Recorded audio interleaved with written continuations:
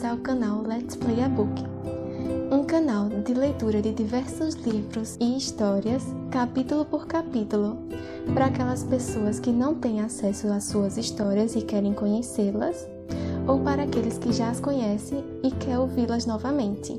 Enquanto fazem alguma tarefa, jogam ou apenas relaxam. Eu espero que vocês gostem dos livros que eu vou trazer e aceito também sugestões de livros que vocês queiram que eu conte aqui no canal. O primeiro livro que eu vou trazer é As Crônicas de Nárnia. E a primeira história que eu vou ler dele é O Sobrinho do Mago. Hoje eu vou ler o primeiro capítulo e os próximos vídeos eu vou trazendo mais capítulos da história. Então vamos começar. Capítulo 1. A Porta Errada. O que aqui se conta aconteceu há muitos anos, quando o vovô ainda era menino. É uma história da maior importância, pois explica como começaram as idas e vindas entre o nosso mundo e a terra de Nárnia. Naqueles tempos, Sherlock Holmes ainda vivia em Londres, e as escolas eram ainda piores que as de hoje. Mas os doces e os salgadinhos eram muito melhores e mais baratos. Só não conto para não dar água na boca de ninguém. Naquela época, vivia em Londres uma garota que se chamava Polly. Morava numa daquelas casas que ficam coladas uma nas outras, formando uma enorme fileira. Uma bela manhã, ela estava no quintal quando viu surgir por cima do muro vizinho o rosto de um garoto. Polly ficou muito espantada, pois até então não havia crianças naquela casa, apenas os irmãos André e Letícia Catterley, dois solteirões que moravam juntos. Por isso mesmo, arregalou os olhos, muito curiosa. O rosto do menino estava todo encardido. Não poderia estar mais encardido, mesmo que ele tivesse esfregado as mãos na terra, depois chorado muito e então enxugado as lágrimas com as mãos sujas. Aliás, era mais ou menos isso que havia acontecido. Oi, disse Polly. Oi, respondeu o menino. Qual é o seu nome? Polly. E o seu? Diggory. Puxa, que nome sem graça, disse ela. Acho Polly muito mais sem graça. Não é não. É sim. Bom, pelo menos eu lavo o rosto, disse Polly. É o que você deveria fazer, principalmente depois... E parou. Ia dizer, principalmente depois de ter chorado por aí, mas achou que isso não seria muito delicado. Está bem, chorei mesmo, disse Diggory bem alto. Sentia-se tão infeliz que nem se incomodava que soubessem que andara chorando. Você também choraria se tivesse vivido a vida inteira no campo e tivesse tido um pônei e um rio no fundo do quintal e de repente viesse morar nessa droga de buraco. Londres não é um buraco, reclamou Polly indignada. Mas o menino estava tão aborrecido que nem prestou atenção, continuando a falar. E se seu pai estivesse na Índia e você tivesse de viver com uma tia e um tio louco, quem iria gostar? Isso porque eles têm de tomar conta de sua mãe. E se sua mãe estivesse doente e fosse morrer? Aí o rosto de Diggory ficou esquisito, como se ele estivesse fazendo força para não chorar. Polly falou com doçura. Desculpe, eu não sabia de nada. E, como se não tinha mais o que dizer, ou querendo animar o garoto, perguntou. Seu tio é mesmo doido? Ou é doido, ou então há um mistério nisso. Ele tem um estúdio no último andar, e tia Leta nunca me deixa ir lá. Isso não me cheira bem.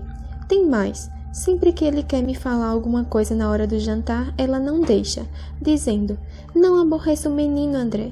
Ou então, Diggory não está nada interessado nisso. Ou, Diggory, acho melhor você ir brincar no quintal. Mas que tipo de coisas ele tenta lhe dizer? Perguntou a menina. Não tenho a menor ideia. Ela nunca deixa ele continuar. Tem outra coisa. Ontem à noite eu estava passando perto da escada do sótão, indo para a cama, quando ouvi um grito. Quem sabe ele não tem uma mulher louca que ele esconde lá dentro, sugeriu a menina. Já pensei nisso. Quem sabe ele faz dinheiro falso? Também pode ter sido um pirata e agora anda escondido dos antigos companheiros. Sensacional! Exclamou Polly. Jamais poderia imaginar que sua casa fosse tão interessante. Você diz isso porque nunca dormiu lá. Não é nada agradável acordar no meio da noite ouvindo as passadas do tio André no corredor, vindo na direção do seu quarto. E os olhos dele são de dar medo. Foi assim que Polly e Diggory se conheceram. Era no início das férias de verão, e como nenhum deles iria viajar para a praia, passaram a encontrar-se quase todos os dias. As aventuras começaram principalmente por um motivo. Era um daqueles verões muito úmidos e quentes, de modo que, em vez de brincar ao ar livre, eles preferiam fazer incursões dentro de casa. É impressionante quantas explorações a gente pode fazer num casarão, com um toco de vela na mão. Algum tempo atrás, Polly havia descoberto que uma portinha no sótão de sua casa dava para uma caixa d'água em um lugar escuro. O lugar escuro parecia um túnel comprido, com uma parede de tijolos de um lado e um telhado inclinado do outro. Não tinha assoalho no túnel, era preciso andar de viga em viga, pois entre elas havia somente massa, na qual não se podia pisar, sob o risco de se cair do teto no aposento de baixo. Polly utilizava um pedacinho do túnel, perto da caixa, como uma caverna de contrabandista. Levara para lá tábuas de caixotes, assentos de cadeiras quebradas, coisas que ia espalhando entre as vigas, para fazer uma espécie de assoalho. Também guardava ali uma caixa contendo vários tesouros, uma história que andava escrevendo e maçãs. Era ali também que costumava beber tranquilamente sua garrafa de soda. As garrafas vazias ajudavam a fazer o ambiente. Diggory gostou muito da caverna.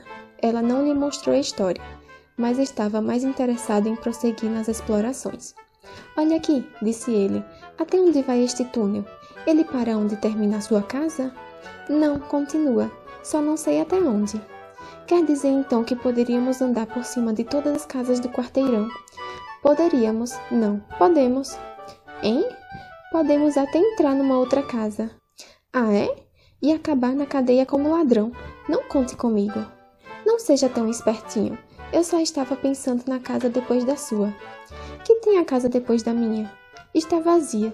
Papai disse que está vazia desde que mudamos para cá." "Vamos dar uma olhada", disse Diggory. Estava bem mais entusiasmado do que demonstrava. Naturalmente, pôs-se a imaginar por que a casa estava vazia há tanto tempo. Polly se perguntava a mesma coisa, mas nenhum deles disse a palavra mal-assombrada. E ambos sentiram que agora seria uma fraqueza não ir adiante e descobrir o mistério. "Que tal se a gente fosse agora mesmo?" indagou Diggory. "Está bem", respondeu Polly. "Não precisa ir se não quiser. Se você topa, eu também topo." "Como a gente vai saber que está em cima da casa vizinha?" Resolveram descer e contar quantos passos havia em toda a extensão da casa. E depois contaram os passos entre uma viga e outra, para saber quantas vigas existiam sobre a casa. Então multiplicaram esse número por 2. O resultado obtido corresponderia ao fim da casa de Diggory. Dali para frente, só poderiam estar no sótão da casa vazia. "Mas não acho que ela esteja mesmo vazia", disse Diggory. "Como assim?" "Acho que alguém mora lá, escondido, saindo e entrando tarde da noite, com uma lanterna abafada. Acho que vamos descobrir um bando de assassinos e ganhar uma recompensa. É besteira acreditar que uma casa fique vazia esse tempo todo, a não ser que exista algum mistério." "Papai acha que é por causa do mau estado do encanamento", observou Polly. "Encanamento? Gente grande tem mania de dar explicações sem graça", disse Diggory. Agora que conversavam à luz do dia, não parecia muito provável que a casa estivesse mal assombrada. Não estavam muito seguros sobre as medições e os cálculos no papel, mas de qualquer maneira não havia tempo a perder. "Não podemos fazer o menor barulho", disse Polly enquanto subiram e se encontraram perto da caixa d'água. Cada um levava consigo uma vela, coisa que não faltava na caverna de Polly. Estava muito escuro e empoeirado. Iam pisando de viga em viga, sem dizer palavra, exceto quando cochichavam um para o outro. "Já devemos estar na metade do caminho", ou coisa parecida. Ninguém tropeçou. As chamas das velas aguentaram firme. Por fim, descobriram uma portinha encaixada na parede de tijolos, à direita.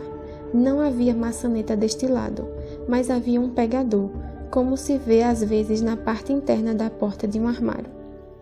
"Abro?" perguntou Diggory. "Se você topar, eu topo", respondeu Polly. A coisa estava começando a ficar séria, mas ninguém ia dar para trás. Diggory empurrou o pegador com dificuldade. A porta abriu-se toda e a súbita luz do dia doeu-lhes nos olhos. Então, com grande espanto, viram que estavam olhando não para um sótão vazio, mas para um quarto mobiliado. Não parecia ter ninguém. O silêncio era tumular. A curiosidade de Polly resolveu a indecisão. Soprando a chama da vela, ela entrou no quarto estranho, quietinha como um camundongo. O local tinha naturalmente a forma de sótão, mas estava arrumado como uma sala de estar. Não havia canto de parede sem estantes, e não havia canto de estante que não estivesse atulhado de livros. O fogo crepitava na lareira. Era um verão muito frio, como você se lembra. Diante do fogo estava uma poltrona alta. Entre a poltrona e Polly, enchendo quase a metade da sala, havia uma mesa enorme, repleta de objetos, livros, cadernos grossos, vidros de tinta, canetas, um microscópio. Mas o que Polly notou em primeiro lugar foi uma bandeja de madeira contendo um certo número de anéis. Os anéis estavam colocados em pares, um amarelo e um verde, juntos. Um pequeno espaço, depois outro anel amarelo com um verde. Não eram maiores do que os anéis comuns, e era impossível deixar de olhar para eles, pois eram muito brilhantes e bonitos. A sala estava tão quieta que se percebia logo de entrada o tic-tac do relógio, mas, notava-se agora, não era tão quieta assim. Havia no ar um muito ligeiro zumbido. Se os aspiradores de pó já tivessem sido inventados, Polly imaginaria que se tratava do ruído de um aspirador de pó funcionando lá longe, bem longe. O som era mais agradável do que o de aspirador, mais musical, mas era tão leve que mal se podia ouvir.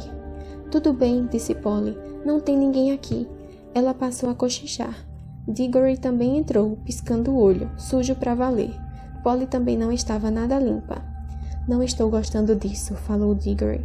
"Não é uma casa vazia coisa nenhuma. É melhor a gente cair fora antes que chegue alguém." "Que é isso?" perguntou Polly, apontando para os anéis. "Deixe pra lá. É melhor a gente cair." Não chegou ao fim. A poltrona na frente do fogo moveu-se de repente e dela surgiu, como um diabo de comédia pulando de um alçapão, a figura amedrontadora do tio André. Não estavam mesmo na casa vazia. Estavam na casa de Diggory, no estúdio proibido. "Minha nossa!" exclamaram as duas crianças. Tio André era altíssimo e muito magro. Tinha uma cara comprida, com um nariz pontudo, olhos faiscantes e uma moita de cabelos grisalhos. Diggory estava mudo, pois tio André parecia 1000 vezes mais apavorante do que antes. Polly ainda não estava tão amedrontada. Mas não demorou muito, pois a primeira coisa que tio André fez foi cruzar a sala e trancar a porta. Voltou-se, fixou as crianças com seus olhos faiscantes e sorriu, mostrando todos os dentes. "Ah, agora a louca da minha irmã não pode mais nos perturbar." Era terrível, muito diferente de tudo o que se podia esperar de um adulto. Polly tinha o coração na boca.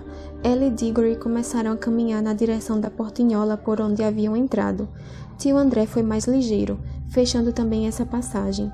Depois esfregou as mãos, estalando os nós dos longos dedos muito brancos. "Encantado em vê-los", disse. "2 crianças! Exatamente o que eu mais queria nesse momento." "Por favor, senhor André", disse Polly. "Está quase na hora do jantar e tenho que ir para casa. Quer deixar a gente sair, por favor?" "Ainda não", respondeu tio André. "A oportunidade é boa demais para eu perdê-la. Estou em plena fase de uma experiência importantíssima. Utilizei um porquinho da Índia e parece que deu certo. Mas o que pode um porquinho da Índia relatar? Impossível explicar para ele como voltar." "Escute aqui, tio André", disse Diggory. "Está mesmo na hora do jantar, e daqui a pouco estarão chamando por nós. É melhor o senhor deixar a gente ir embora." "Melhor? Por quê?" Diggory e Polly trocaram olhares aflitos.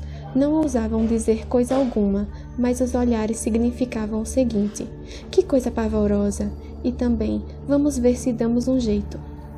"Se o senhor permitir que a gente vá jantar", falou Polly, "voltaremos mais tarde." "Como posso saber que voltarão realmente?" perguntou tio André, com um sorriso astuto. Pareceu, no entanto, mudar de ideia. "Muito bem, se precisam mesmo ir, que hei de fazer? Não deve ser divertido para 2 jovens como vocês conversar com um velhote."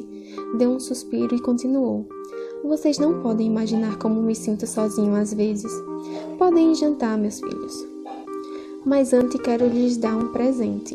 Não é todo dia que encontro uma moça nesse meu velho estúdio, principalmente uma senhorita tão bela como você. Polly já começava a achar que ele não era tão louco, afinal de contas. Quer um anel, meu bem? Perguntou tio André. Um daqueles verdes? Quero sim. Um verde não, replicou tio André. Lamento muito não poder dispor dos anéis verdes, mas terei o maior prazer em presenteá-la com um dos amarelos de todo o coração. Experimente um. Polly já havia superado o medo e estava convencida de que o velho não era louco, e os anéis eram de fato atraentes. Caminhou para a bandeja. Estranho, o zumbido aqui é mais forte. Parece que vem dos anéis. Você está imaginando coisas, cara menina, disse o velho com uma risada. Parecia uma risada comum, mas Diggory percebera uma expressão quase de gula na face do tio. Polly, não banque a idiota, gritou ele. Não toque nos anéis. Era tarde demais. Polly já havia pegado um anel e imediatamente, sem barulho, sem um clarão, sem nenhum aviso, já não existia Polly. Diggory e o tio André estavam agora sozinhos na sala. E este foi o fim do primeiro capítulo do Sobrinho do Mago. Espero que tenham gostado do vídeo e se vocês quiserem continuar acompanhando a história, é só curtir esse vídeo, se inscrever no canal e, se vocês quiserem, compartilhe também com os amigos. Muito obrigada e até mais!